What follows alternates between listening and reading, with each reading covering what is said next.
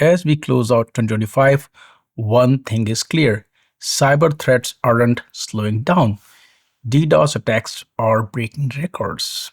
APIs have become primary targets, and AI is opening new attack surfaces faster than most organizations can secure them. So, how do enterprise security leaders cut through the noise and focus on what actually matters? That's exactly what we are going to find out in this episode of CISO Insights with Steve Winterfeld, advisory CISO at Akamai.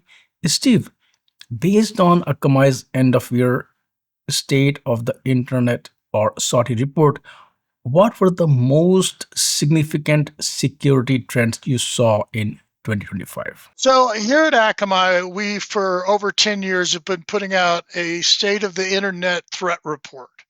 And we put out multiple last year across concepts. We protect APIs, we protect with segmentation, we protect Gen AI with a firewall, WAF. And so across all of those are the kind of threats we see. And so we talk about those threats and by industry and region. And some of the big things I've been seeing is, first of all is DDoS. And it feels like this denial of service should have been solved by now, but every year it gets bigger and more complex. And now we have botnets that are setting new records and significantly higher than past. In some cases, almost double the past records. And as we think of DDoS, that's the classic layer 7 against your websites, layer 3, 4 against your infrastructure and DNS. The layer 3, 4 is probably the ones that are setting the most new records. But across all of these, there's a lot of new records. Next is, the threat follows the money. And the money follows, engaging with people. And that engagement is done through APIs and more Gen AI and chatbots. And so we're seeing more threat move towards that. And some of those things are back. Mirai, is a big botnet, is back. It came out of nowhere and just is active again. As we look at different regions, resiliency is becoming more and more important. And we've seen some big outages, especially in EMEA. And so we're continuing to think, and the regulators are talking about, how are we ensuring we're there for our customers? And that the speed and literacy and the demands for skills and the demands for tools around Gen AI continues to consume businesses. And finally, let's talk about that evolution. We have an evolution of DDoS. Every year it gets faster, bigger, more sophisticated. We're seeing that now with APIs. I expect to see that with Gen AI soon. And so all of that requires us to focus on visibility and remembering that the criminals get a vote. They've established things like fraud GPT. And so understanding the latest in those criminal trends is critical to us making sure our protections are where they need to be. Now, looking ahead at 2026, what should organizations be focusing on to address these new threats? It's interesting. I want to just say that big global answer, but the reality is we as cybersecurity professionals, and my perspective as a CISO, is I have to understand how my organization is making revenue, what our business model is, where our crown jewels are, where if we took an impact, it would significantly, threaten our viability. And so ultimately we need to step back and say, okay, are we manufacturing? And if we're manufacturing, are we moving into AI? Are we moving into APIs? Well, if we're traditional manufacturing and we're not moving into either one of those, then I would say your number one concern would be around ransomware and making sure you're segmented. If you're in commerce today, APIs are number one by far. And Gen AI is probably right on the horizon. If you're high tech, I would say, Gen AI is probably your first and foremost. So as you look at that engagement infrastructure, That's what I would focus on. But as I say that, I would focus on people, technologies, and processes. And so that the first is making sure you have the skills. As we move into Gen AI, you've heard me tell this story before. I had an engineer go to a DevOps person and say, you have to put file integrity management on your product. Well, that makes no sense technically. And so, what they should have said is, we need to figure out how to make sure we can audit what you're doing. How do you write that into your development? And so we need those same kind of skills so we don't expose our lack of understanding. Technology, a lot of these, if you have Gen AI, you probably need a specific security tool focused on that because, again, the threats are unique. And finally, you know, processes. Ultimately, you know, if you don't have a process, you're going to be in crisis constantly. Let's talk about compliance. We are dealing with AI and we are operating in heavily regulated industries. What do you see happening with compliance this year? And what resources would you recommend to organizations so compliance doesn't remain just a checkbox but becomes part of their security practices? Yeah, and certainly Akamai is a global company. We have people in Asia and Europe. We are represent most of the large banks and commerce. So constantly looking at those. And as we look at the horizon, the first I would talk about is APIs. Um, I'm really not seeing a trend towards APIs being a standalone regulation. They're nested.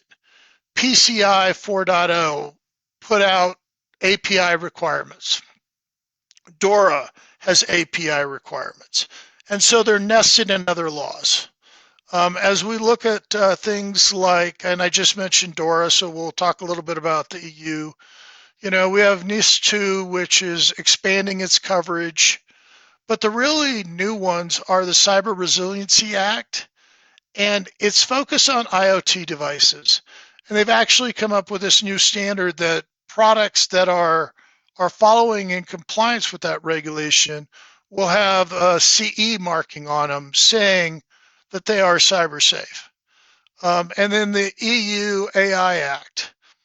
And this has been very focused on, where we're going. It does cover the concepts of risk around general intelligence versus, you know, Gen AI, which is generative intelligence. And they've made categories like unacceptable, which is banned, high risk, limited, which is just requires transparency, minimal, which has none. And a lot of these are around like, social scoring and manipulative AIs. Um, Here in the US, we see nothing at the federal level, but we have 6 states that have already passed AI laws with another set right behind them. And most of these AI laws are focused on commerce and they're focused on things like transparency around chatbots, bias prevention. If you're applying for a loan or something like that, we want to make sure there's no bias, and then privacy.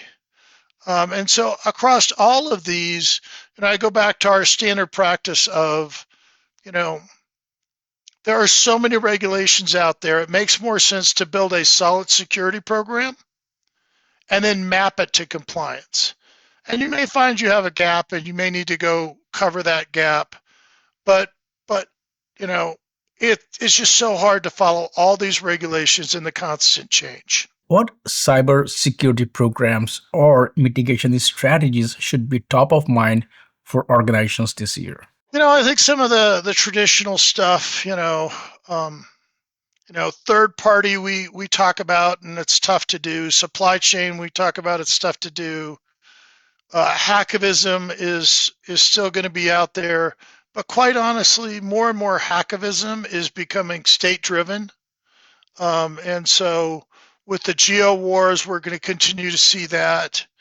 Um, on the technology side, I think as we talk about AI, we need to focus in on agentic AI.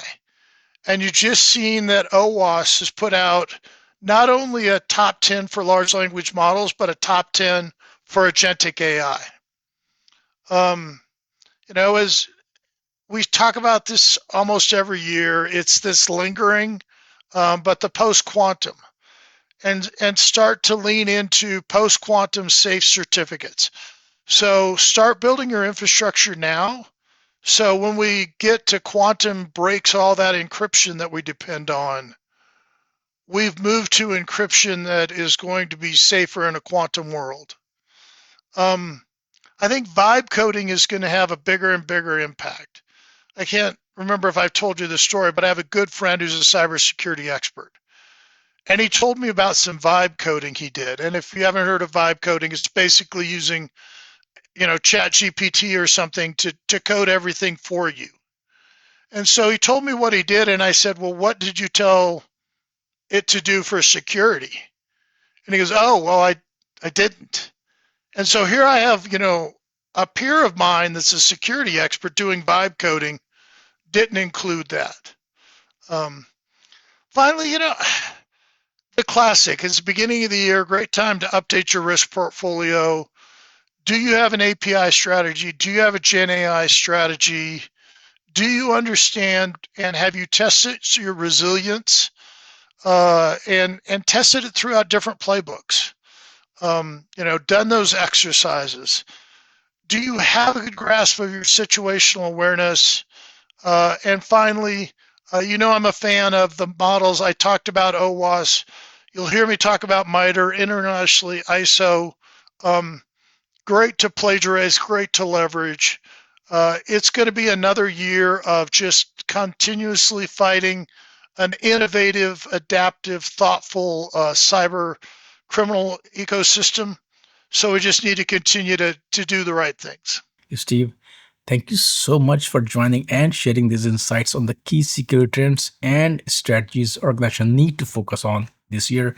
Thank you for your insights, and I look forward to our next conversation. And for those watching, if you are facing security challenges around DDoS, API protection, or AI security, make sure to check out Akamai and its solutions.